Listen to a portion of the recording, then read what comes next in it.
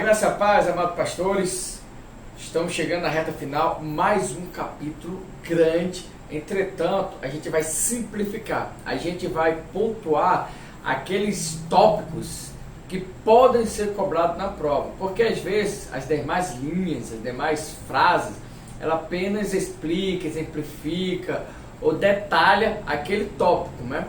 Você tem que ter sempre essa ideia quando vai ler um capítulo, um livro, um texto, que se o escritor ele fizer de maneira correta, coerente, cada parágrafo ele traz uma ideia e o livro ou o texto ele traz um tema, um assunto, né? Então, cada parágrafo ali você busca a ideia, porque o resto é só reforçando aquela ideia, né? Quem viu ali técnicas de redação, ali de dissertação, lembra disso do que eu estou falando, né? Pois bem, capítulo 28, ele vai falar sobre as fontes do pensamento de Paulo, e ele já começa falando que Paulo, ele não foi assim um teólogo sistemático na nossa visão atual, tá? Mas, entretanto, Paulo foi sim, conforme lá, um teólogo, mas um teólogo judaico, né? Um teólogo de origem judaica, ou de perfil judaico, tá? Então, dentro ali da ideia judaizante, ele deixou assim uma teologia, ele deixou assim um estudo sobre esses temas, né? Paulo foi apóstolo, tá? Juntamente com outras pessoas, além dos discípulos. Para lá de quem são os apóstolos, além dos discípulos? Paulo, né? Tiago, irmão de Jesus, Barnabé, então pode até associar, né? Paulo e Barnabé, Tiago, irmão de Jesus, Andrônico, Júnia, e Júnia, essa, Júnia, né? Falando assim, parece linguagem neutra, né? Mas não é isso, é porque existe realmente algumas correntes teológicas que falam que aqui era uma mulher, entretanto a maioria, pelo menos dentro da linha reformada, trata-se aqui de um apóstolo, né? E Silvano, né? Então são Tiago, Silvano, Andrônico, Júnia, Barnabé e Paulo, são 6 nomes, né? E Paulo ele era o apóstolo do gentio. E Paulo, o apostolado de Paulo, ele era reconhecido pelos 3 maiores líderes da igreja da época, né? Que era Pedro, Tiago e João no barquinho, né? O apóstolo, ele tinha uma função básica, o apóstolo, aqui de maneira genérica da época, ele tinha uma função básica de ser delegado por Cristo, o Cristo ressurreto, né? E ele era um representante dessa autoridade. Só que esse representante aqui, que é o Salihá, da época, ele tinha o mesmo poder legal do representado, tá entendendo? Então o apóstolo era aquele que representava Cristo de maneira legal. E conforme lá, se alguém está ouvindo aí e for consagrado apóstolo, não é minha opinião particular, por opinião de Lade, que o apóstolo tinha que ter recebido isso diretamente de Cristo. E além disso, ele tinha que ser um representante legal de Cristo, ou seja, ele tinha que alicerçar os fundamentos da fé, ele tinha que estar resolvendo conflitos da igreja primitiva, que é o que o próprio Lade fala, nessa página ainda, né?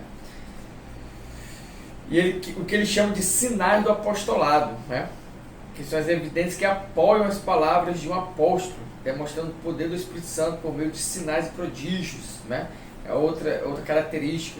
Os apóstolos eles tinham prodígios e sinais o seguiam, né?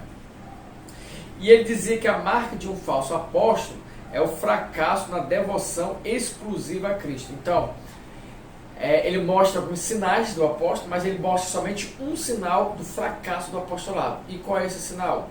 Bem, para Lade, só existe um sinal que demonstra o fracasso do apostolado, que é a falta de uma devoção exclusiva a Cristo. Exclusiva. Então, não pode ser feito mais nada a não ser a obra de Cristo. Aí fica mais difícil ser apóstolo, né? Por exemplo, eu poderia ser capelão, né? Vamos lá. Porque senão vai cair na prova, vamos focar aqui. Paulo deixou claro que o ministério como revelação envolve 3 elementos. Quais são esses elementos? O fato da história de Cristo ter sido crucificado e ressuscitado, certo? A sua glorificação e, por fim, o Redentor.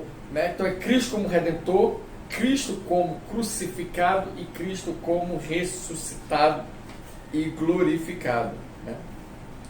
O Evangelho para Lade, ou para Paulo, ou melhor dizendo, o Evangelho para Paulo, na versão de Lade, é a proclamação do fato histórico e o significado redentor de Cristo. Então, o Evangelho é a proclamação dos fatos históricos que demonstram o Redentor na cruz, ou o Redentor da cruz. Né? Então, para ele,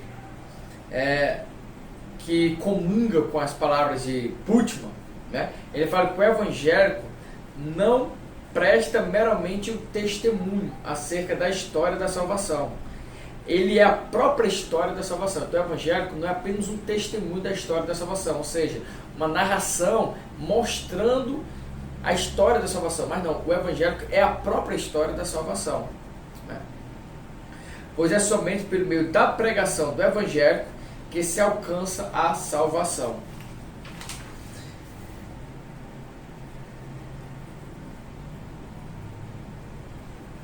Para o Paulo, a ceia do Senhor contém um duplo caráter. A ceia do Senhor contém um duplo caráter. Qual é o duplo caráter da ceia do Senhor?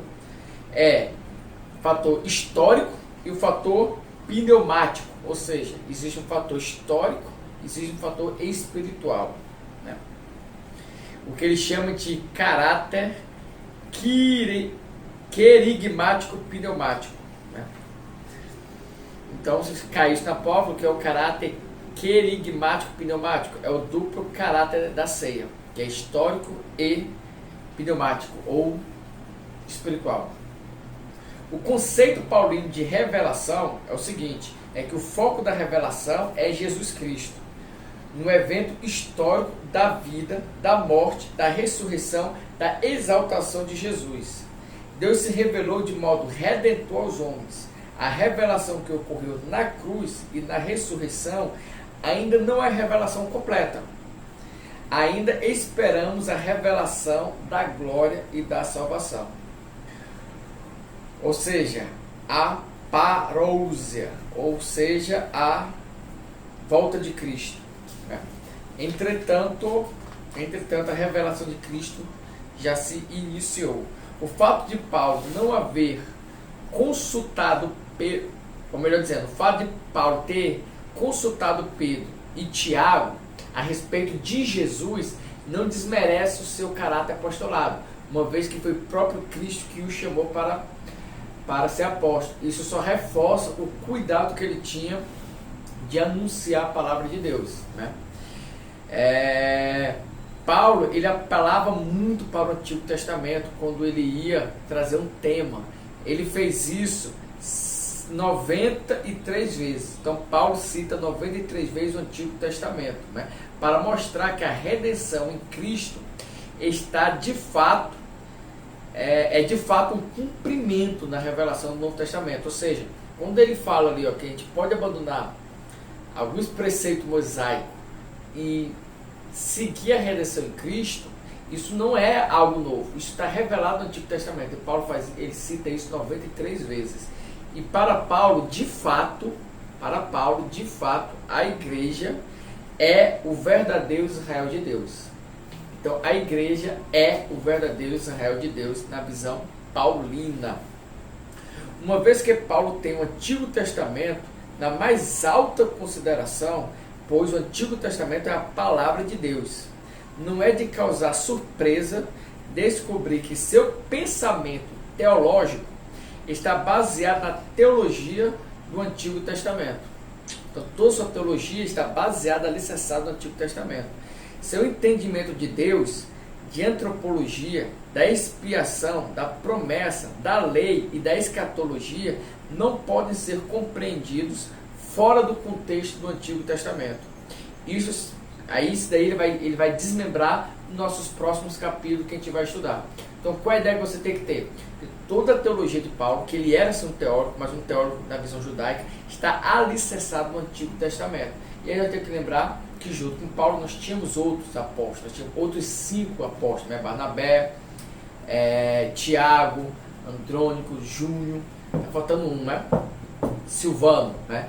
Não é isso? E aí nós temos que lembrar também aí aqueles fatores que nós já vimos, que a igreja é o novo Israel de Deus, né? Que o evangélico é a própria história da salvação. E espero ter ajudado vocês de coração aberto e aguardo vocês para falar do capítulo 29, que é a humanidade sem Cristo.